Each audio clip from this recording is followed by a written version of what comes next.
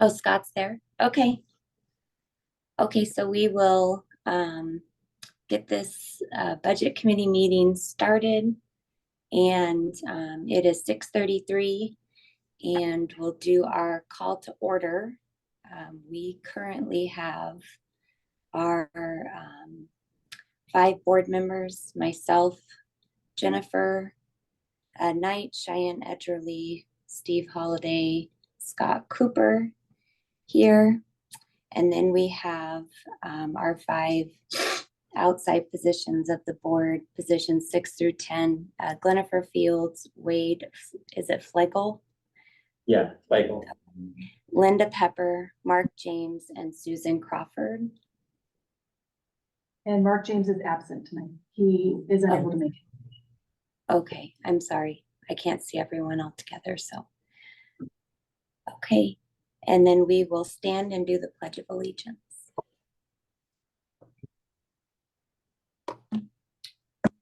I pledge allegiance to the flag of the United States of America and to the republic for which it stands, one nation, under God, indivisible, with liberty and justice for all.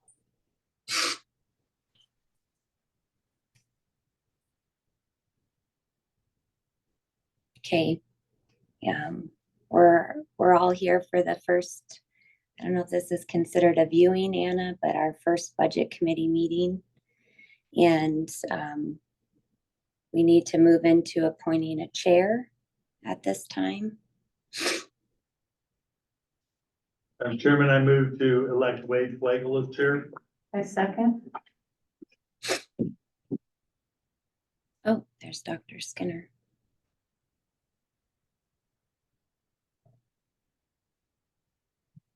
I don't know if you heard that, Jessica, but you had a motion and Second. Oh, a, I'm sorry, I didn't. Jessica, it's Scott, I moved to appoint Wade Flegel as chair and Cheyenne seconded. Okay. So having the second of the motion, do we have any discussion? Any other nominations?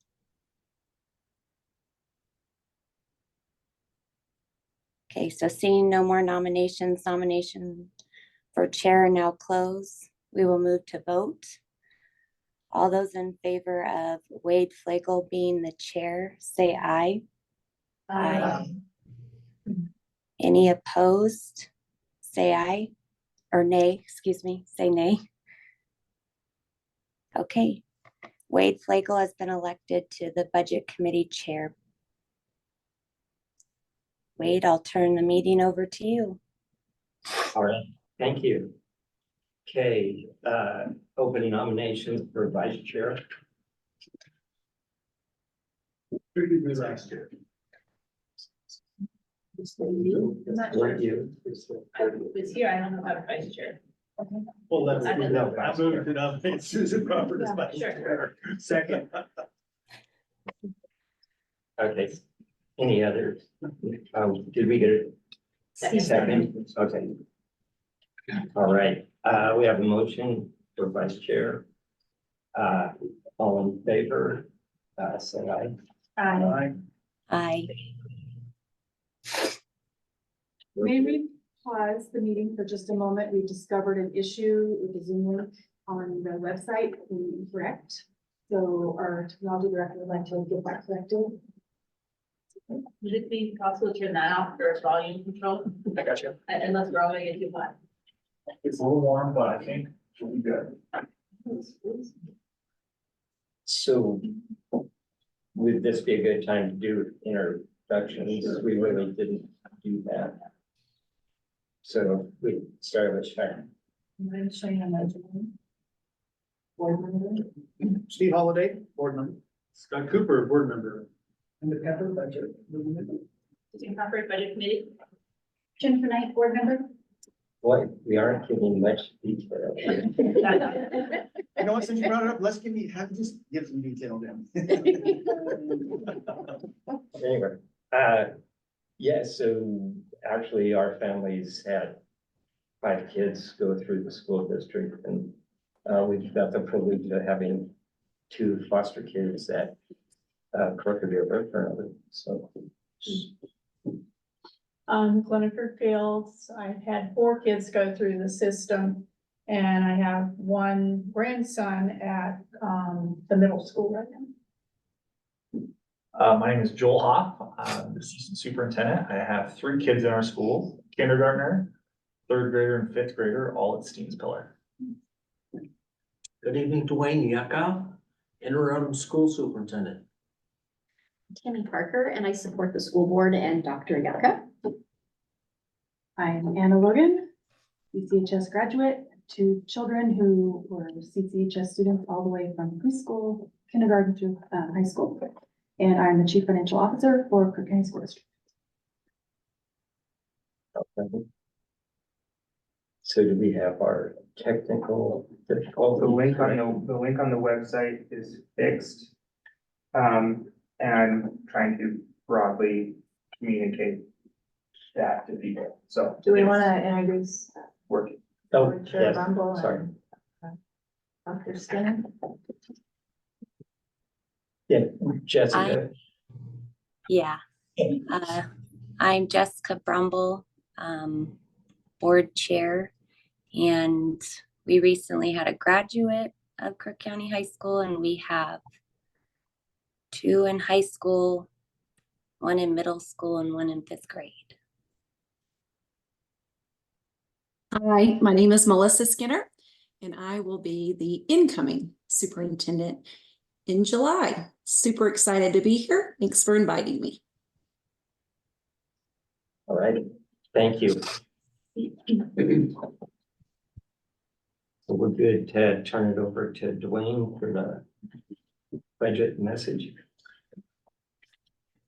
This is the 24-25 budget message, and I'll get it started here. It's been an honor to serve Crook County School District once again. I thank the many outstanding teachers, board, staff during this transition year.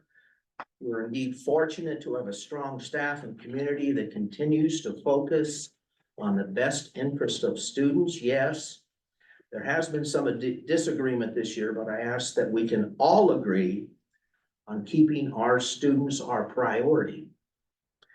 I further am reminded to thank Chief Financial Officer Anna Logan for her exceptional service and stability. Her expertise in budgeting, financial projections, and accuracy are second to none. And as long as I'm saying thanks, I also wanted to say a special thank you to Wade Flagel. I think you've been here since 2011 at least. I think so. And Mr. Cooper, my thanks to you for the same. We so appreciate that. As we review the budget document, I am encouraging our budget committee to consider embracing the Crook County School District 23-24 strategic plan and utilize it as a guidance document that keeps us focused on our priorities, which are instruction, community, facilities, safeties, and operation. Our board adopted strategic plan is shown on the following pages. As we work to integrate and support the components of the strategic plan into the budget document, there are numerous issues to consider. For example, we need to consider labor costs, revenue levels, contractual obligations, PERS rates, budget strategy, enrollment projections, and stability.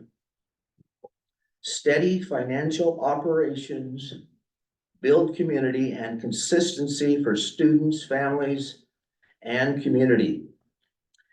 We have a history of financial stability here in Prineville that we must support with diligence and integrity. This budget includes priorities for additional counselors, an additional school resource officer, numerous curriculum adoptions, improving instructional practice, and improving student achievement. Supporting teachers and principals to achieve high-quality instruction is vital. Higher performance in math continues to be a high priority. Ideally, we promote high-level professional practice to improve academic achievement. We must continue to enhance relationships with students that lead to high performance. Every Crook County student needs to be known by name. Improving access to technology will be a continuing priority. A high level of support for the arts, drama, and extracurricular programs remains important. Tried and true instructional practice and leadership will help us achieve our goals. The effort to improve our buildings and infrastructure continues to be a priority. Student safety improvements are included in the budget. Vigilance to improve roofs, boilers, maintenance, and building remains a high need. The decisions to compare options against competing priorities remains a challenge for our budget committee members. We are reminded as budget members to keep students first and focus our strategic plan and how to improve our service to the community. Thank you.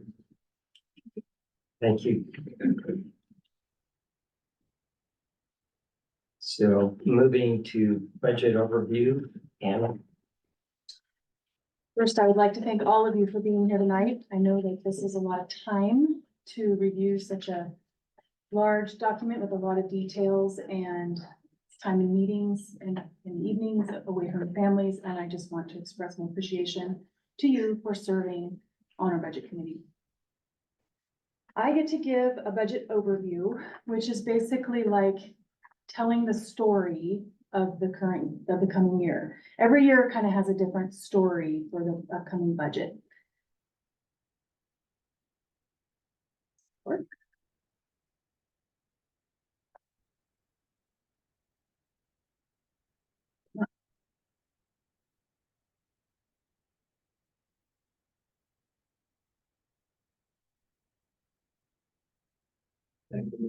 Just advance the slide and it worked that time. So around the state, if you're watching news clips, you will see that there's a lot of discussion about budget cuts and even the terms running out of money.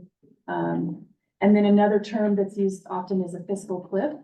That's often related to the fact that school districts were using ESSER money, which was federal stimulus money from the pandemic. And they were basically covering operational costs with that money, hiring staff, et cetera. And so that's one of the factors. You'll see that I just have several news clippings here of things that are, I've been collecting. I'm seeing a lot of enrollment drop terminology and a lot of ESSER or federal funds ending terminology. So that's kind of the story for a lot of districts as you look around the state. There is enrollment dropping in a lot of school districts throughout the state. I just have more here where you see the terms budget reduction and ESSER.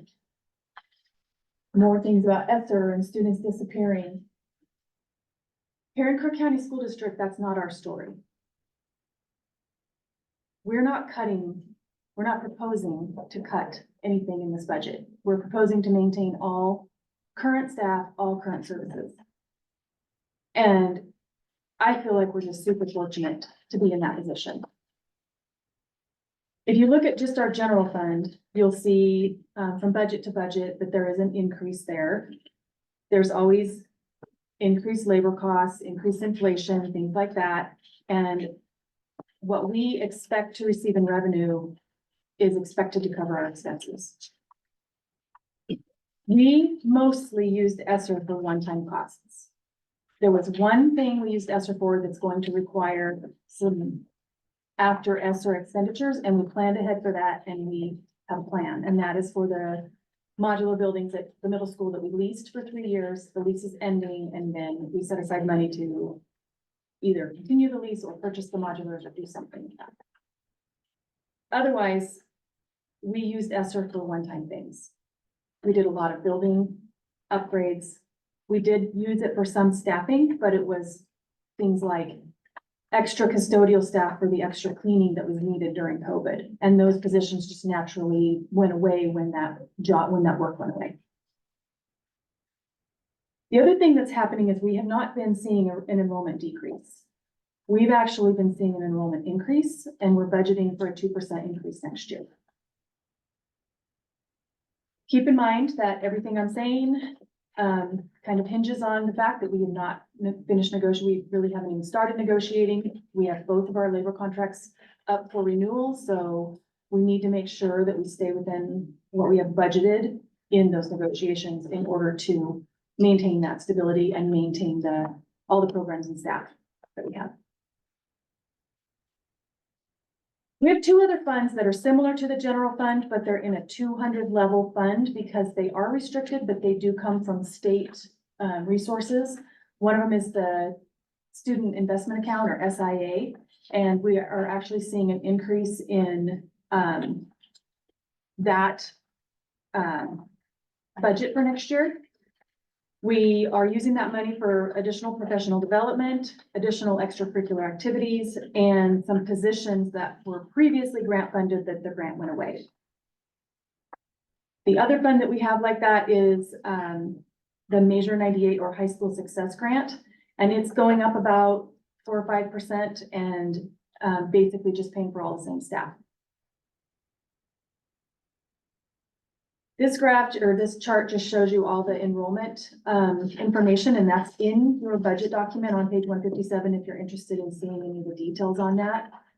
We have an enrollment number that is based on October 1st each year, but of course enrollment fluctuates all throughout the year, so I have to estimate our ADM, which I'm still estimating close to a 2% increase on that.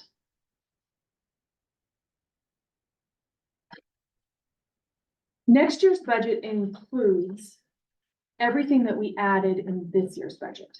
So at the beginning of this year, we learned that the state legislature had passed a state school fund budget that was much higher than what we had budgeted for last year. It was really a surprise. So we got about $1.2 million additional in state school fund money. So in about October, we took a supplemental budget to the school board, and they adopted that supplemental budget, and we added all of these things to the budget, and we were able to maintain all of those in next year's budget.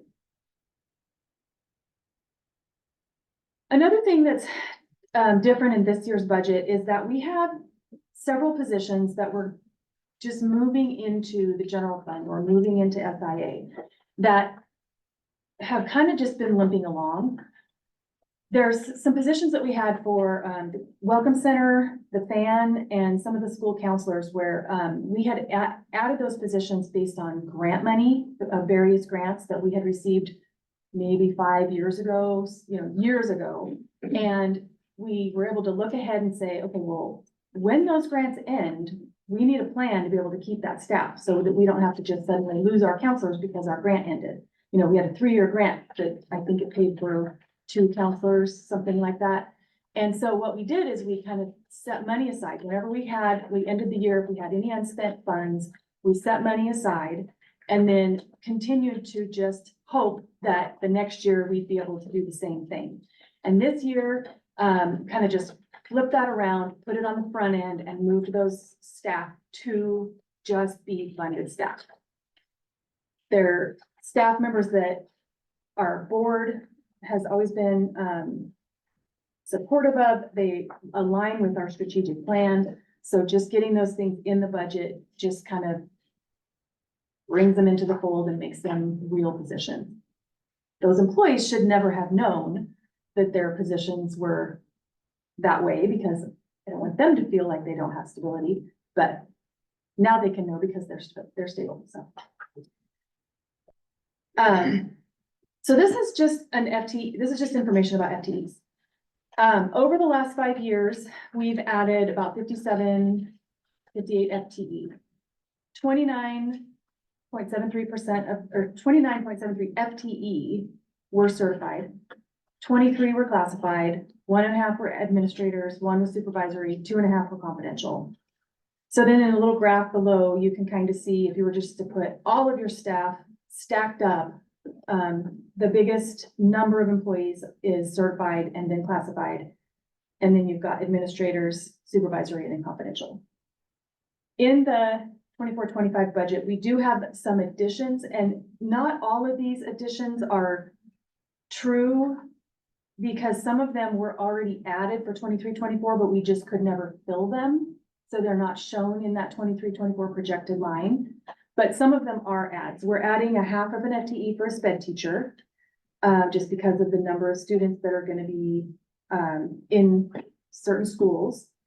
We are making a small increase to one of our counselor positions. As I noted, we have those other positions that were already budgeted but unfilled. Sometimes we have speech pathologists who are not showing up in our FTE because they're contracted through a agency, but we're budgeting for them in FTE for next year. And the other thing is we are budgeting a contingent position, meaning we may not hire for it, but it's for a reading specialist, a 1.0 reading specialist, if our revenue comes in high enough for us to be able to add that. Even though we know next year's revenue at the state level, things change and I get new updates from ODE all the time about what our revenue is truly going to be. For classified, that increase is just a small increase to 1 instructional assistant and then some unfilled positions like in the cafeteria. Under admin, the increase that you're seeing of 0.5 is actually the elimination of a position that was a 0.25. It was just kind of a support position that we just needed temporarily. And then we have 1 position currently that's supposed to be full-time, but is only 0.25. And we'll be returning to a full-time FTE next year, which is our assistant superintendent.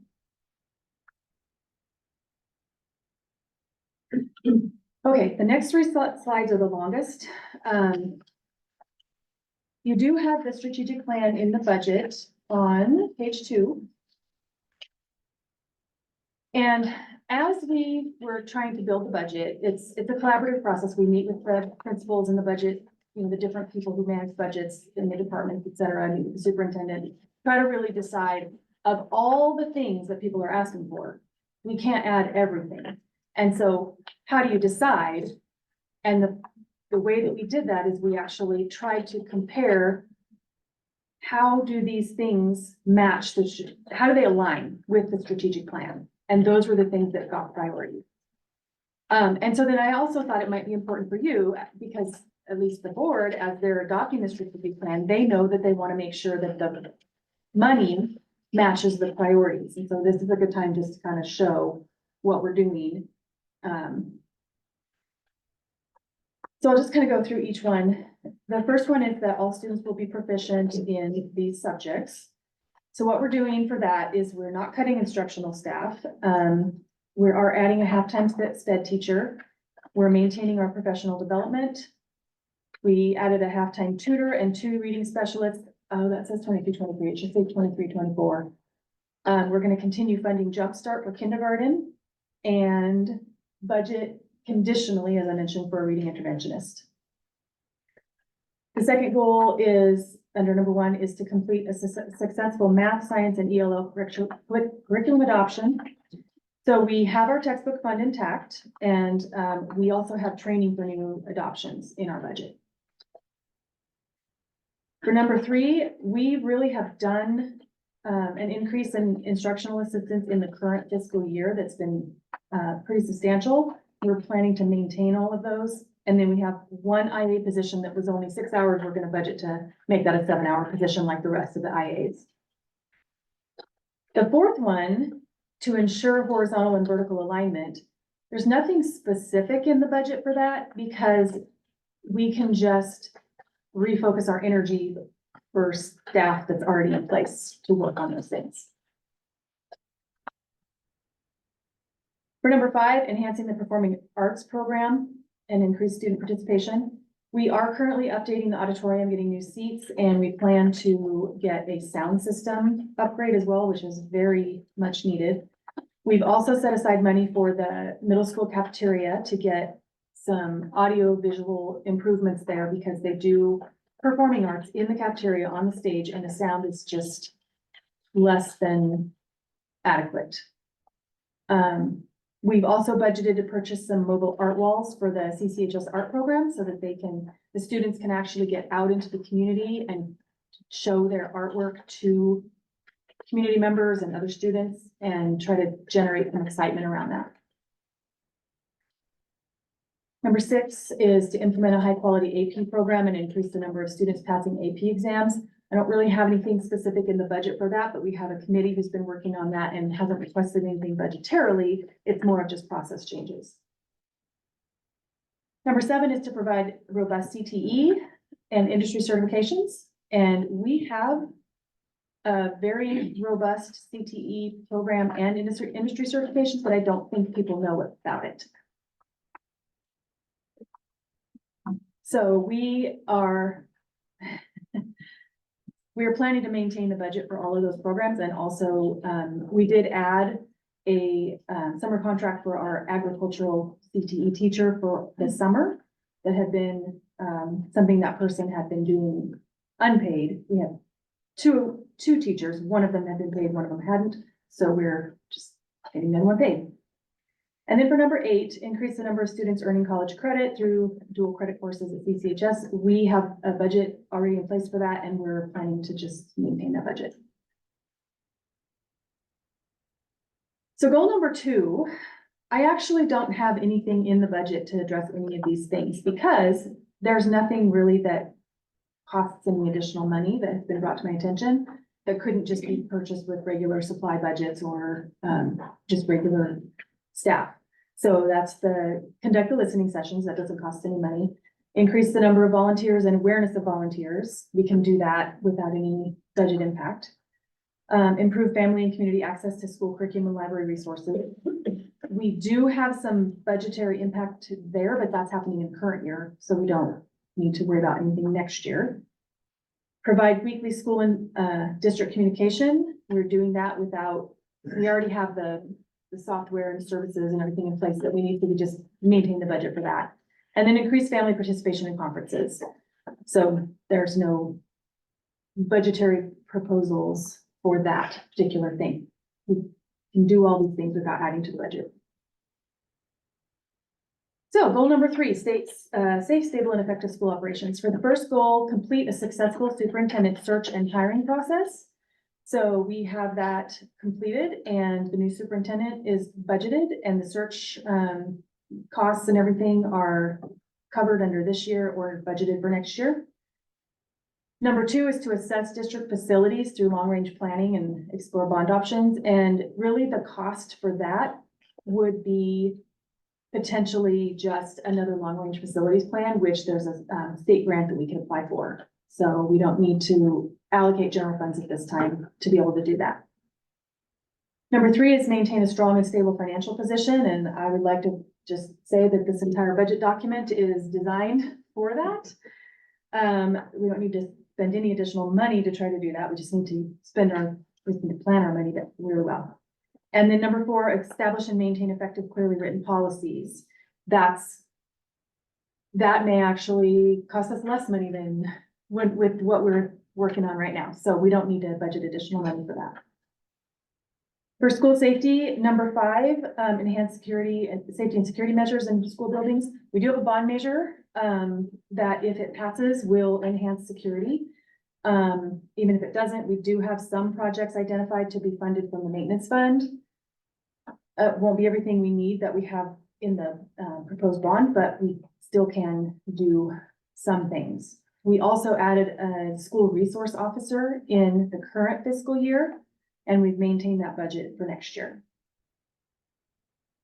Number 6, ensure all students have access to a school counselor. As I mentioned earlier, we are increasing hours for one counselor who's not quite full-time. We'll make that budget a full-time position.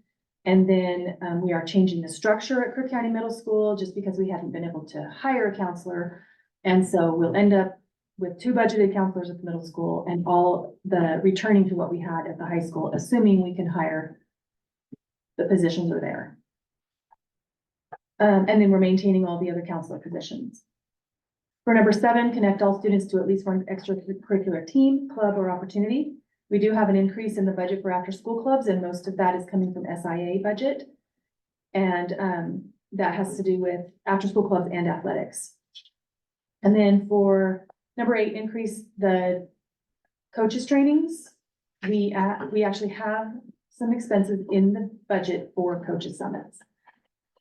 We will pay we'll pay the coaches to attend. And then I think there's some printing costs, and I think we're gonna buy them dinner or something. I'm not sure exactly what we're gonna do, so don't quote me on that, coaches. We're getting breakfast. Breakfast, okay. Okay, so looking towards next year, there's a couple things that we need to be maybe concerned about or just aware of. We don't really know what our PERS rates will be in the coming biennium, but the PERS system has given us what they call advisory rates. And that means, based on everything we know today, this is what your rates will be unless something changes. So they do that every other year, and then next year they'll give us the actual rates. Current rates for tier 1, tier 2 are 8.25, and they could rise to almost 15%, which is 6.64 percentage points. That's pretty major. OPSRP will go up 6.02 percentage points. So that's something we have to be very careful of when we're thinking about any kind of labor negotiations, wage increases. It's not, any kind of a wage increase we do is not just an impact on the budget like that wage increase. It's that plus this. So it becomes a lot bigger when you look at it from a long-term perspective. That these numbers, if I just used current year payroll without assuming any wage increases or added staff, is about $1.6 million. And the board knows this, I've told the school board this before. So that's something that we'll have to figure out a way to handle that. The second thing is, there was recently legislation passed that is allowing many classified staff to receive unemployment benefits during the time that school is not in session. So during the summer, during Christmas break, etc. And so I don't have any way of estimating what that impact is going to be. Right now, our unemployment tax is the lowest rate it is legally allowed to be, and it has been that way since probably eight years. And the employer pays 100% of that cost.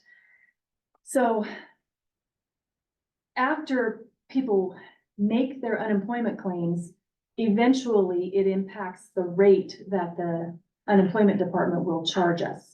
So that'll probably impact us in the next fiscal year. So I haven't budgeted any expense increase for the coming fiscal year. Even if it does impact us, it would just be for half of the year because they changed the rates in January.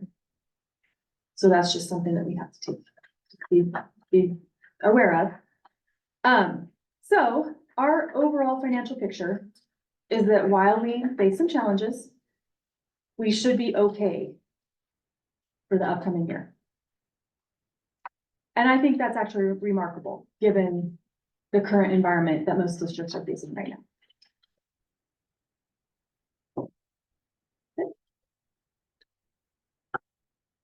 And may I interject one thing about the unemployment thing? It's, I believe the lowest rate is 0.09, is that correct? Ours is 0.01. 0.01, different for government entities or school district versus private. You're probably more, Sure. you see a lot more. The highest different rate, companies. a new business is 2.4. So to see the difference between 0.01 to 2.4 is quite large. Yeah. If there's a lot of use of it. Thank you. All right. So any questions? All right, Anna? At this time? I have a couple questions. We Okay. have such a large influx. We're purchasing 2 modulars for these ILC and SLC centers, but it sounds like we're only hiring a half FET to cover the incoming influx of students. I don't know how that averages out. We don't even have these centers at Crooked River, I believe. So we'll be adding those to an elementary school that doesn't have them. I'm a little confused on the FET right there. And then I also have concerns about school counselors, although it's fantastic that we are getting a couple at the middle school, it sounds like you said, Anna. I would be curious with our projection of enrollment going up, that there may need to be a budget for an additional counselor, whether that's filled or not, because there is a limitation for our counselors to have a certain amount of kids to still be, I don't know if it's ethical or if it's an actual law, but they have a number of students they can serve. And some of those are already at the top. So if we have a 2% growth, I worry that we would be in the same boat again next year when it comes to school counselors and our SPED programs. So I would, again, I don't know all of our SPED department personnel and who's where and who works where. Joel said he's working on an org chart to better understand that. But I have a concern that after our last meeting with the needs for these centers for students coming in, there may be a greater need to hire. Okay. I do want to mention that the modular buildings that we're purchasing are not for the ILC and SLC students. What we're doing is restructuring the use of space so that larger classrooms that can fit classes or smaller classrooms that don't work for what their use is are just restructured so that the number of ILC and SLC students that we have the right amount of space for them. And so we actually are, with the number of students that we have right now, we have some unfilled positions that if we have those filled, we'll have more staff serving students than we have right now for SLC and ILC and SPED in general. So we already have an ILC and SLC at each school. No, Crooked River will have an SLC or ILC. Oh. They'll have both, but they currently have one of those. So it's just a matter of, and we are moving staff around so that we can make that work. And our special ed director has been working on how to make all that happen. So maybe you guys can have an offline conversation about that. Unless the rest of the committee wants. There's a bonus topic. If Okay, you come to the May 13th board meeting, Grant's providing a SPED overview. The agenda is not out yet, but because you're here tonight, you get that is coming May 13th. So I think that discussion will help inform as well if it can wait till then. Well, we have this meeting and then the 30th to approve the budget is our next meeting. And I believe the school board meeting isn't until May 13th. yeah, so if you want to increase the budget, then we just have to figure out where the money's coming from. I can't visualize or picture a school that doesn't have a program. I'm having a hard time figuring out as we add, it sounds like Crooked River needs one or the other. So, but Barnes Butte has both. does Dean's Pillar have both? And so you're saying we already have people working extra in centers that can move to a new center we're opening? I believe the plan right now is to, and Grant, correct me if I'm wrong, is to shift some of that staff that's currently staffing those programs at Barnes Butte down to Crooked River, so there would be an equitable amount of staff. And Steens Pillar doesn't have those programs, so those students would go to either Barnes Butte or Crooked River, so.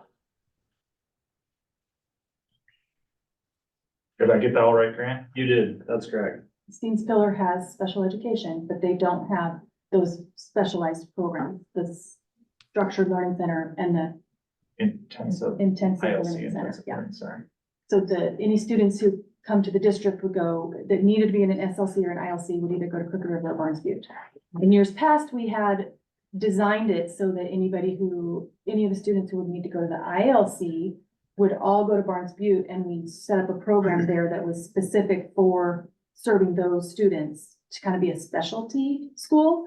But now there's just, so many, and it's just turning out that it's a better idea to have those kids go to their schools with their siblings or, in their own neighborhood. So we're expanding it to both of those schools. Okay, and it sounds like Grant is there. So with the incoming kindergartners, you feel staffing is adequate to do all of that without needing to budget differently? So currently, yes, but we're still looking at our projections. But we kind of front loaded with 2 teachers at Barnes Butte with the idea to move an FTE over to the incoming ILC program at Crooked River. So we're still kind of looking at IAs and how we're going to support that one FTE as a teacher. But yes. Okay. And then And- Joel, I think you were crunching numbers for counselors. Yes, and I believe, and I heard that in the current budget, it actually extends some time for a counselor that's part-time would take it up to full-time, so that's an adding counselors. Awesome news from Jay Weeks and Marcus Hayes, been working really hard, and I believe we have 2, I believe at this point it's official, two counselors hired for the middle school, which would be the first time that's been filled in, I want to say 2 years. So that's a real benefit as well. So our counselor capacity is really growing heading into next school year. Okay, but did we calculate with the projection of the 2% growth in students that our counselors So are? at this point, yeah, sorry, I didn't get that, but so at this point, I believe the ratio we're looking for is around 1 to 300. Our middle school's looking to be right around there. I think with that add, I believe we're within our right range right now, so, but it's something I think we have to continue to keep a close eye on as that middle school continues to grow, but I think we're right where we need to be heading into next year. And with the counselor moving back to the high school with the 2 hires at the middle school, are they gonna be? Yep, so, high school would be right around 850 or so with the 3 counselors, they'd be within that range, so we're right where our range needs to be at this point. Okay, and then I believe, if I remember right, we have a counselor that overlooks Steens Pillar, Grizzly Mountain, and one other program. Is that Yeah, counselor gonna be at the right ratio? that's where we're looking at, where that potential FTE is added in the budget, turning that to full-time, where that counselor, that position would be able to help with the rural schools as well, making sure that they have support as well. So I think that's a good add, and I think we're heading in a good direction. Okay, and do we currently have counselors budgeted for Crooked River and Barnes Butte? Is that a carryover position? Because I know Crooked River's enrollment is close to 600, isn't it?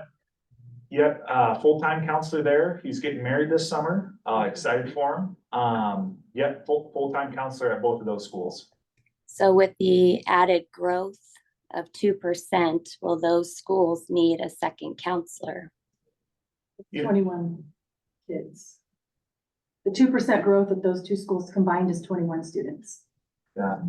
So I think Yeah, it's maybe That puts you at about 600, and if we're at a ratio of 1 to 300, you would Yeah. need 2. That's a good question, something we could look at. I don't know if those ratios are at the elementary level. That's something that I think we can look into for sure. Okay, I would like to know that information before I vote for an approval. In the budget of those positions, I think sounds like we're headed in the right direction with what Anna shared, and I think you've reiterated. Yeah, So, we can definitely get that information, those ratios by before the next board meeting. There's could it also be before the 30th, before our next budget meeting? budget meeting. There's also at the elementary level, I think of both Crooked River and Barnes Butte have positions, Scott Waite, where they're doing some behavior work that kind of helps the counselor. So even though there's not 2 counselors, there's someone to take on some of those workloads. And those sort of positions we don't have at the middle school, high school level. It's more of an elementary position. So there's, even though the ratio might be higher, I know there's staff supporting that kind of mental health, but we'll look in and get you those ratios before the next budget meeting. Okay, thank you. So Chairman. Yes. So Anna, a question for you about revenues that support special ed. Last time I looked, we were at the cap as far as getting any more weighted money for extra special ed kids. I don't think we have any more IDEA money. What's the revenue picture? Do we have any more revenue to support special ed services? There's discussion about changing the state school fund methodology and getting rid of that cap. But it hasn't gone through, to my knowledge. Not to take it back to the legislature. Yes. Yeah. IDEA is actually going down next year, but we were able to supplement that with SIA money that was going up.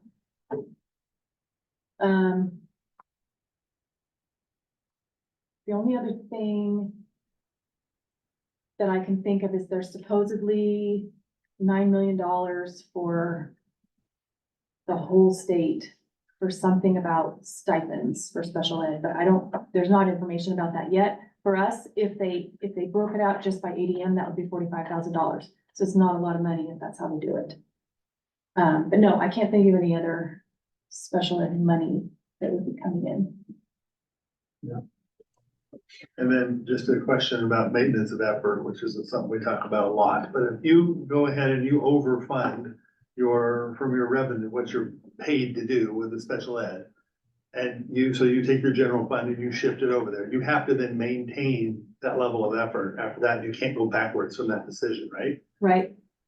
So if your revenues fall in future because your enrollment falls, or your contract negotiations go sideways, you're still stuck with that number. Yep.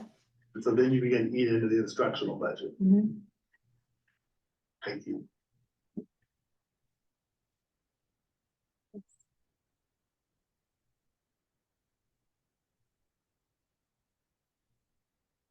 It is the answer, right? That was the answer. Any other questions? Which in the past, as you're going through the documents here, if you have questions, if you would email those to Anna, and then Anna will reply to those. And that'll be open to all committee members, so we can all see those. So, yeah, so like Jessica, what you asked, if you want to put that in writing in an email and have a written answer, if that's more helpful or not. So, any other questions at this time?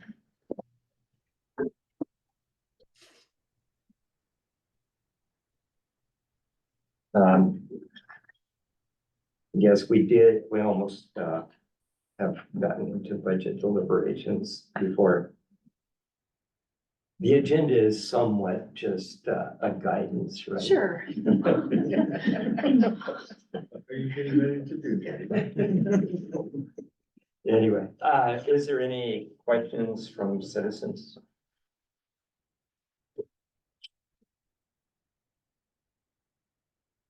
Some staff or citizens as well, as far as I interpret our constitution. So.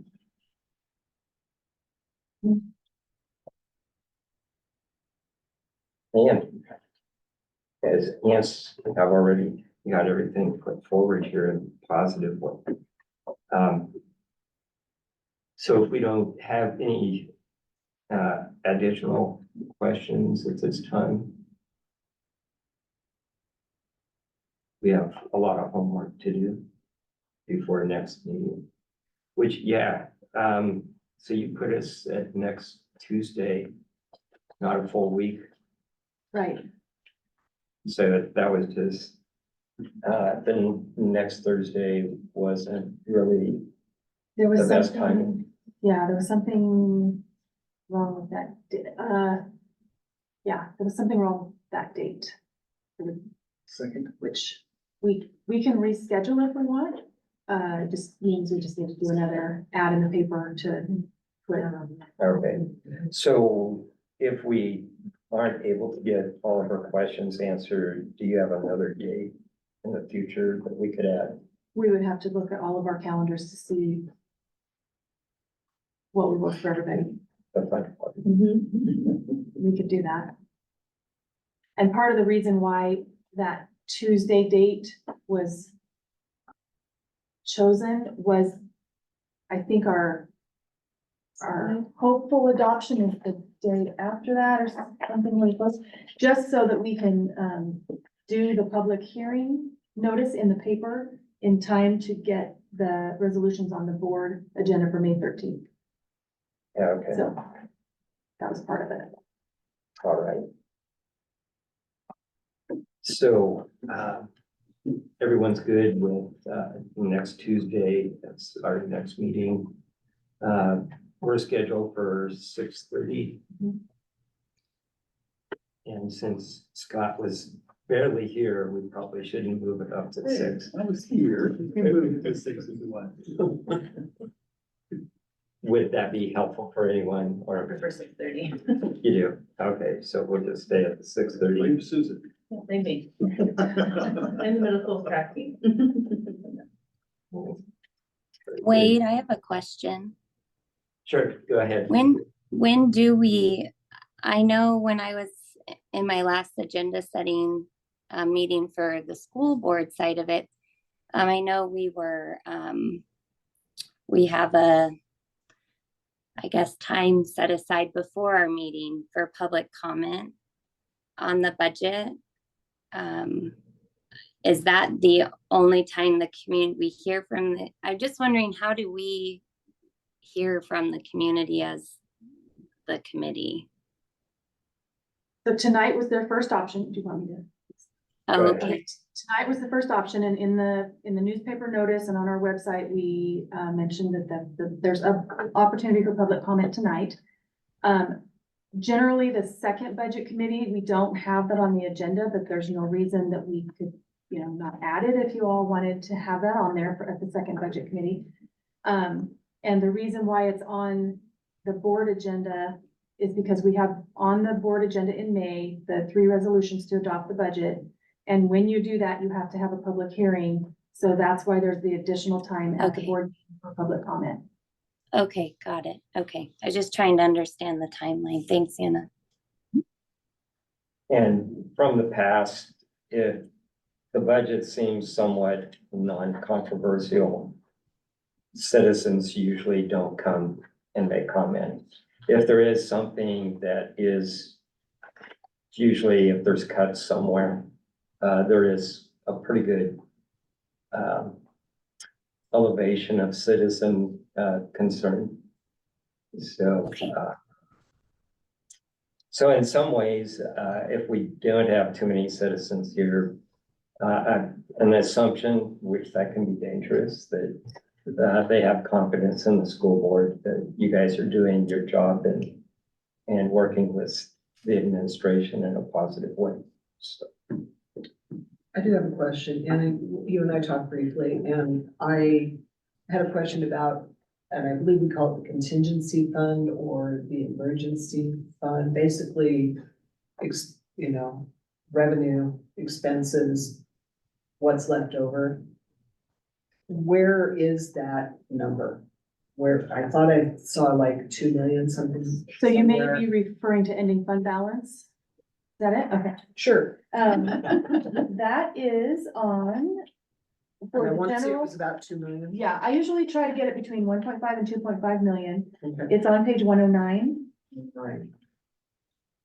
And it says, there's 2 lines there. There's a operating contingency, which can't be spent without board action. And if so, if you do want to spend it, you can only move 15% of it into the budget. So it's basically untouchable.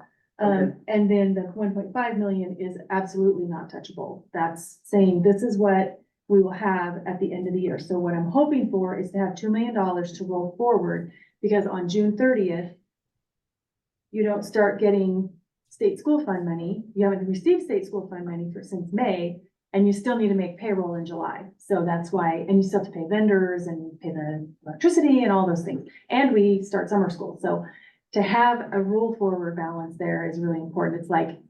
It's basically the cash balance. Okay. You wouldn't want to start a year, You don't wanna a start year with with zero. no money in the bank. So again, I guess what was wondering then is then, as we're going up against a bond and looking for repairs, and I don't think anybody wants the floods of the middle school happening again. If we don't pass that bond and get some money for needed repairs in some outdated buildings, and this becomes a safety issue, I guess what I'm wondering is where are those monies, and when, if we need to tap something, what do we got? So that's probably it's not a question to be answered today. I'm gonna dig in a little bit more and see what's there, but I guess that's probably my concern is, we do have some safety issues in our building, definitely buildings. We've got several old ones, Yeah. that just never know. Yeah. And, I hate to see us, go downhill because, bond didn't pass necessarily or whatever, and next thing you know, that room came in. That, so I'd like to just know that there's something saved for that, so I personally don't get that. The answer is there's definitely not money in there to replace the roofs. Yeah. And there's nowhere to pull that from, really.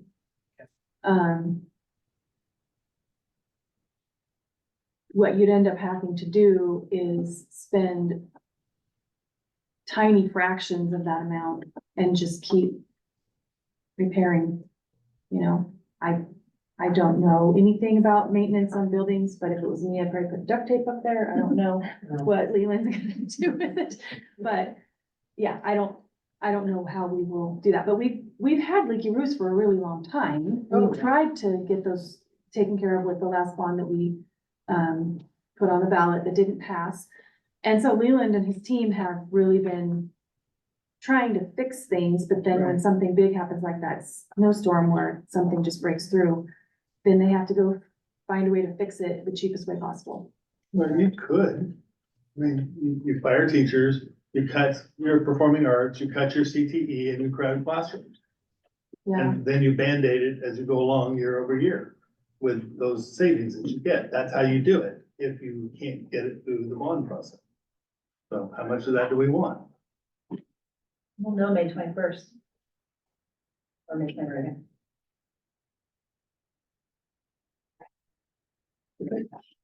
all right. So again, if there's, as you're working through this budget, again, send questions to Anna, and hopefully we'll have some of those answers before the next meeting.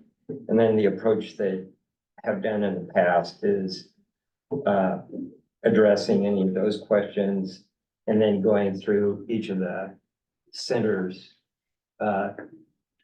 just as we go, like from high school through middle school. And if there's any specific questions of each of those categories. And if there's no questions, the meeting will go pretty quick. If there are questions, you may have to look at an additional meeting. I know in the past, Anna has really pushed that we should be able to get this all done in one night. Well, No, that's, as long as I've been chair, that's correct. everyone has their dreams. I have one question. How much do we spend on summer school? How much do we budget for summer school? It's 200 and I want to say 43. 40 something thousand is what we have set aside for the coming summer school. It's less than half of what we had last year, which was grant funded. And that was less than we had the year before that, so we're definitely, and it's a one-time amount of money that we have for summer school this year, so we'll have to. Carrie's trying to write grants, and trying to find money to keep summer school going, but we had set that money aside in a prior fiscal year for this year's summer school.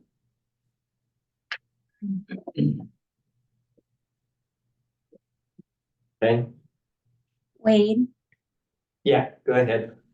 I just want to clarify, I'm sorry, my connection kind of goes in and out or it's delayed, so you were still talking when Cheyenne started on my end. So I just want to verify, you said the next meeting will go through kind of the individual schools? Yeah, all of Okay. the cost centers, yes. Okay, okay, So if there's some questions that come up as we're working through that haven't already been asked and answered by Anna, then we should be able to address those at that time. okay, okay. Thank you. So we're good for tonight? Yep.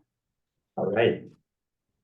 Hearing no other comments or questions, we'll recess till next Tuesday at 6:30.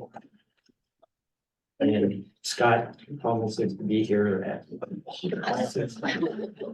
If you wouldn't have such a grand entrance.